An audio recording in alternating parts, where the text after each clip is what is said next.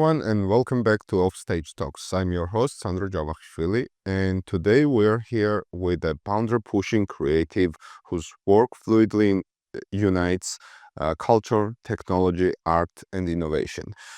Our next guest is partner at Pentagram's London office, one of the world's largest independent design agencies, where she contributes to a 42-year-old legacy of transformative design. Her work embraces complexity and nuance, leading to boundary-pushing, narrative-driven projects, launching Apple in Arabic and creating brand identity for Sharjah is just a few of the projects she has done. Please welcome Samar Maakaroun. Thank you. Thank you for having me. Welcome, Samar. You have worked on brand projects across the globe, and what were your first impressions of Georgia, Batumi, and Epilepsy Festival? Does the festival's topic, fireworks and creative resistance, connect with your experience and your work in the industry? Well, first of all, thank you for having me in what is a beautiful city. Batumi is my first time in Georgia, so it's great to be here. I came across actually Georgia first in judging the award entries because we judged offsite before we came here. And I was struck by the courage of the work and the sort of meaning behind it, which is refreshing to see in today's world. I mean, as you know, the globe is suffering at the moment with like sort of global warming, but also all the multitude of wars that don't make sense in 2025. And the work that I saw in the award submissions was not shy work. It was work that's actually bringing the right topics and trying to kind of redefine and sort of bring history, lots of work around journalism, about freedom of speech, which is all meaningful work, and that was great to see. And I've come here to see the energy is no short of that. So I think you're doing great, and I want to see more of this type of work. So yes. So your bio states that you're Arab and British in equal parts, and you thrive in hyphenated space between the identities. Can you please elaborate on this topic?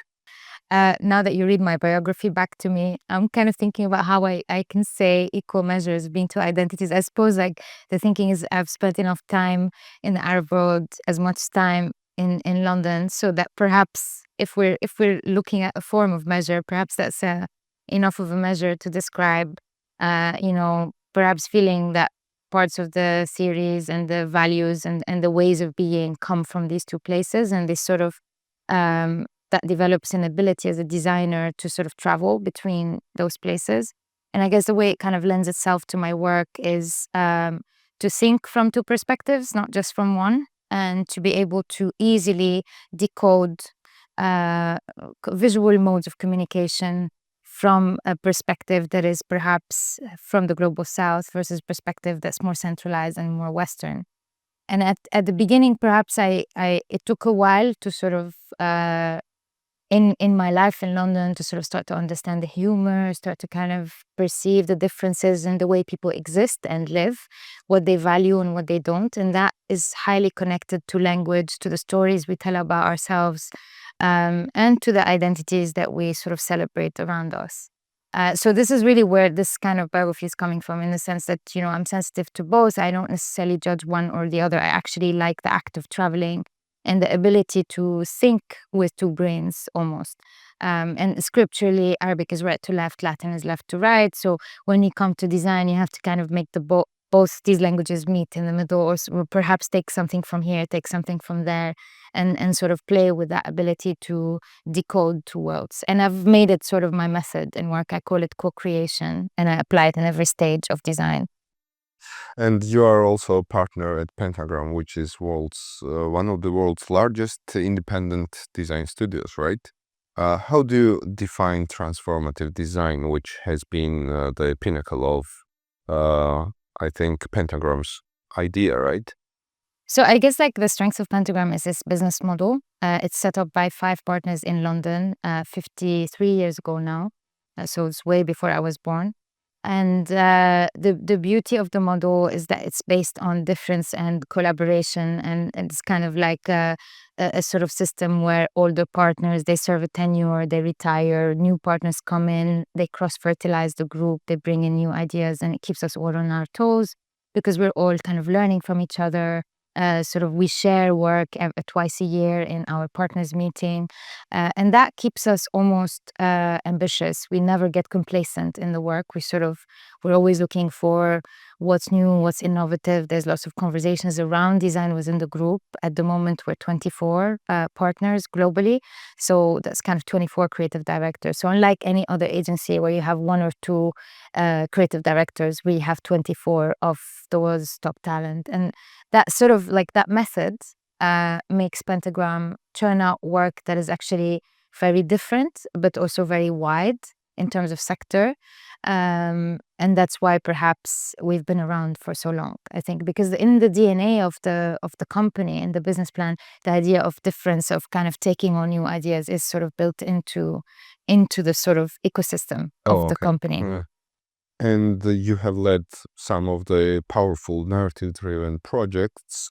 One of them you also showed us, called Haraka Baraka, a design project for non-profit skateboarding organization, SkatePal. And Haraka Baraka, of course, means literally translates to movement is blessing. When you approach project like this, how do you come to this kind of ideas? Like, where does one start to bring these ideas to life? And are there like moments of doubt during the process when there is a creative block or something and you have to overcome it? But at some point, sometimes when you try to do something on a commercial project that's a little bit too out there, a little bit too innovative, clients tend to feel, oh, it's not legible. So there's always the conversation of legibility that sort of makes it more difficult. So in that project, I thought, okay, let's just explore all the boundaries. Let's push the type, free it from all sorts of connotations, be it political or be it religious, and make something just fun and just, stretch the boundaries. And Skateball were totally on board with that. Their editor did some research around, we sent these questionnaires, we collected proverbs, some of them serious, some of them not so serious. And it's sort of language is identity. So that was kind of the core thread. By preserving language, you're sort of exploring identity and preserving identities and choosing the stories you tell about identities. And these sayings that are passed down from generation to generation, whose maybe invention is not necessarily traceable, they sort of really summarize what people care about and what is valuable for that community, of what is valuable for that culture. And this book became about that, more or less, about movement, about joy, while we were designing it. And it was sort of more of an intuitive process. For the creative block side of things, I usually, when you're creatively blocked, I find personally, like after 20 odd years in the industry, when I'm creatively blocked, then that means there's something I don't understand about the project. So I often try to change tasks, or to go for a walk, or to just do something else, until I kind of find myself able to start working or to kind of continue working. Often it's an understanding that doesn't help you judge which way to go. That's when a creative block happens, in a way. And do you think, like in projects like this, it is important that the client knows what they want, or they put this full trust in the? Often clients don't know what they want. Our job is to help them actually work it out. And that's kind of really a representation of design. Our job is to maybe decode a certain story, find the important bits in that story, and tell it well. And tell it well using visual codes that people are familiar with, that they can understand, that they can digest. So in my experience, people know they want something different, but a lot of times it's a question of sort of asking the right questions first. And that's kind of what you call strategy phase, to be able to understand a little bit why they want to change something or why they want to invent something. And we never really design for design's sake. It always has to have a meaning or a purpose of some way. And to understand what you want, you need to understand the purpose of a certain change or a certain moment in time, be it in a commercial client or a charity project or whatever it is.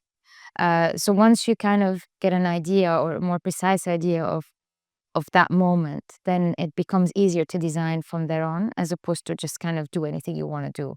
Um, And obviously, clients are a variety of people that are incredibly experts in the fields they are doing, for example, a technologist or a physician, but they're not designers. So it's our job to actually bridge the gap in sort of language terminology, but also in how you manipulate forms to create something that is meaningful. And for my last question, for those who were not able to attend your talk and the festival itself, what would your one lesson or advice about creativity be? What should they do to keep their creative spark burning? Okay, assuming they are creatives and it's not that they didn't attend the talk because they're not interested, because that could also be. No, they didn't manage to buy tickets this year, so they are still interested. I guess curiosity, always curiosity, and not necessarily just about conferences and festivals. Curiosity in life serves everyone well, regardless of what they do. To stay curious, to keep an open mind, and in today's world, perhaps not to take everything they see or read as truth. Like actually try to see different points of view on any one matter, to just kind of expand your horizons. And inspiration is found everywhere around us. It's not necessarily in just in the work of other designers. Inspiration is in art, in food, in sort of nature, everywhere. And yeah, so it's just like open your eyes and look around, I guess.